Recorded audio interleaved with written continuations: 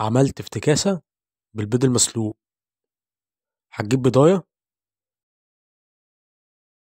بعد كده هتجيب أي حلة صغيرة عندك، تحط فيها شوية مية، بعد كده تحط البيضة وتحط عليها رشة ملح، وتسيب البيضة على النار لمدة 10 دقايق.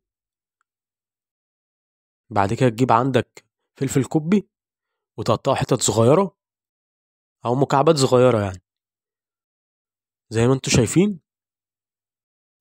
بعد كده تجيب البيضة بعد ما تكون اتسلقت خلاص وتقشرها، وتقطع بقى البيض وتفرمه يعني تبقى حتت صغيرة خالص.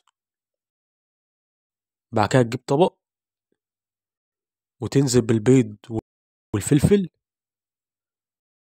وتجيب معلقة صلصة، بعد كده تحط معلقة مايونيز، وتقلب بقى كل دول في بعض، افضل قلب قلب. وفي الآخر خالص بقى تحط رشة زيت زيتون.